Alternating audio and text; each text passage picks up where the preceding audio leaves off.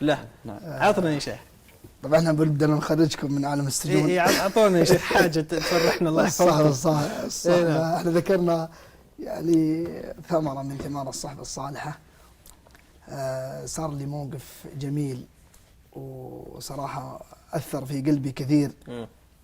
هذا الموقف عن فضل ذكر من الاذكار، عن الاستغفار. كثير من الناس يصيبوا هم ويصيبوا غم ويصيبوا ضيق، والله لو توجه للاستغفار لفرج الله همه وغمه وأسعده الله في الدنيا والآخرة.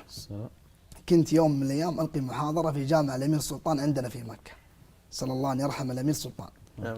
فتكلمت عن الاستغفار وما أعد الله سبحانه وتعالى للمستغفرين. فلما انتهيت من الكلمة وجيت خارج مع باب الجامع إذ برجل يناديني: يا شيخ عبد الرحمن. التفت: والله يا شيخ أسامة أنت والشيخ فهد، إن الرجل ما أعرفه، لكن سبحان الله أول ما رأيت الرجل يا أخي حبيته في الله كذا، تحس فيه من السمت والوقار والنور في وجهه. لا إله إلا الله. أول كلمة سمعتها من الرجل هذا قال لي: جزاك الله خير إنك تكلمت على الاستغفار. قلت: وأنت كذلك الله يجزاك خير. قال لي: يا شيخ عبد الرحمن كرر مثل هذه الكلمات، كرر من المواضيع هذا عن الاستغفار. والله ما تدري من ما تدري قديش الناس محتاجة بهذا الموضوع. قلت: ابشر إن شاء الله راح نعيدها. وكم والله لقيت من الكلمات في الاستغفار وهي في ميزان هذا الرجل، وأنا والله ما أعرف وين مكانه ولا أعرف وين ساكن، لكن الله يسعده زي ما وصاني بهذه الوصية. لكن أهم شيء أن الله سبحانه وتعالى يعرف. نعم الله سبحانه وتعالى يعرف. سبحان الله. سألته سؤال طبعا لما قال لي هذا الكلام، وقال لي أول شيء قال لي: يا شيخ عبد الرحمن أقول لك حاجة عني قولها للناس، ونقولها والله ما أقولها رياء ولا سمعة، لكن أنا وجدت الأثر في الاستغفار. قال: أنا أستغفر الله قرابة في اليوم كم تتوقع يا شيخ أسامة؟ والله ما أدري، شيء عظيم والله أني أنقل كما قال الرجل. يقول قرابة 30,000 مرة أذكر الله سبحانه وتعالى. لو الواحد فكر مع نفسه يعني يستطيع يذكر الله في سيارته، يستطيع يذكر الله في عمله، يستطيع يذكر الله في بيته، يستطيع يذكر الله في المسجد، يستطيع كم من أوقات تمر علينا سدى وإحنا ما ذكرنا الله سبحانه وتعالى. الواحد يجرب صحيح. شوف كم يذكر الله سبحانه وتعالى، والله يبلغ العدد الشيء اللي ما يتخيله. لما قال لي هذا الكلام سألته سؤال وجاوب لي جواب والله دمعت منها عيني. قلت: طيب يا حبيبي أنت ما شاء الله إنسان تذكر الله ولسانك رطب بذكر الله سبحانه وتعالى. هذا الرجل علاقته بالله قوية. قلت له: إيش حصلت من الاستغفار؟ إيش وجدت أثر الاستغفار في حياتك؟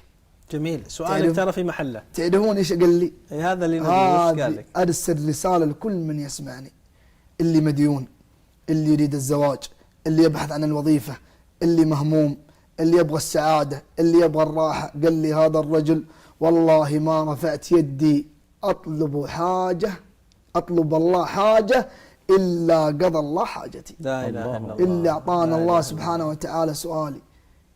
كيف يعني سبحان الله إنسان يذكر الله، إنسان قلبه معلق بالله سبحانه وتعالى وما يطلب الله حاجة إلا الله أعطاه إياه. يا شيخ في حياة المستغفرين حياة عجيبة. تجد همومهم تنزاح، أمورهم تتيسر، والهرجة كلها كلمتين: أستغفر الله. كم تأخذ من وقتك؟ ولا شيء. جرب الآن وانت في بيتك وانت في سيارتك وانت مكان عملك، أضع ورقة واستغفر واستغفر واستغفر. امرأ يا شيخ الله عز وجل لما أرسل نوح إيش قال الله على لسان نوح؟ قال الله: فقلت استغفروا ربكم. كأن رجل يقول: يا نوح إذا استغفرنا الله إيش لنا؟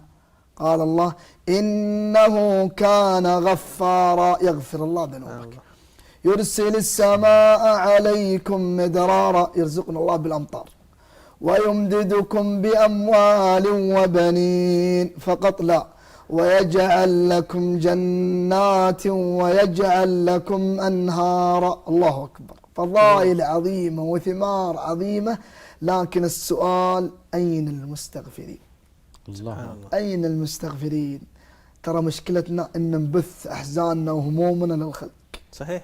إذا الواحد جاله هم وغم راح لفلان وقال والله اني مهموم، والله لو قال استغفر الله لانحلت مشكلته. ابى اقول لك حاجه، حتى ان الاستغفار ترى سبب لتآلف قلوب الازواج.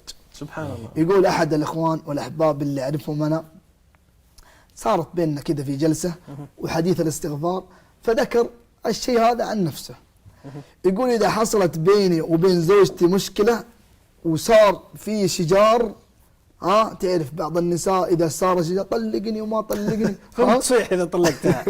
الله يستعان. لا حول ولا قوة اقول لك، يقول اذا حصل بيني وبين زوجتي مشكله وصارت الاصوات مرتفعه، يقول تعوذت بالله من الشيطان وخرجت من البيت. يقول اقعد في السياره، يقول والله اقعد استغفر الله. لا اله الا يقول استغفر اوصل الى 700 الى 1000 حتى قلبي يهدى. الله. فاذا هدى قلبي يقول رجعت بوجه ثاني، ورجعت بقلب مرتاح، ورجعت بنفسيه ثانيه، والشيطان قد بعد عني.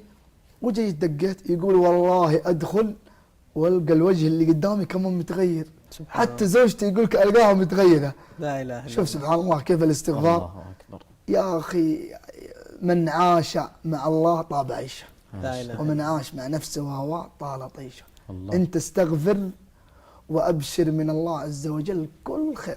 طيب عطنا يا شيخ دليل على الاستغفار، ولا وش يعني النبي صلى الله عليه وسلم هل هو ارشدنا للاستغفار ولا هو اكيد يا شيخ اكيد اجتهادات وقصص؟ يعني الرسول صلى الله عليه وسلم، اللهم صل وسلم، يعني ثبت في الحديث الصحيح ان الرسول صلى الله عليه وسلم انه كان يستغفر في المجلس الواحد 70 مرة، وهذا غفر له ما تقدم من ذنبه وما تأخر. وفي رواية أنه كان يستغفر 100 مرة في المجلس الواحد. شوف كيف سبحان الله لما الإنسان ولا تأخذ يمكن 3 دقائق يعني ايوه، يعني شوف سبحان الله، استغفر الله استغفر الله استغفر الله، ايش يعني ايش تاخذ؟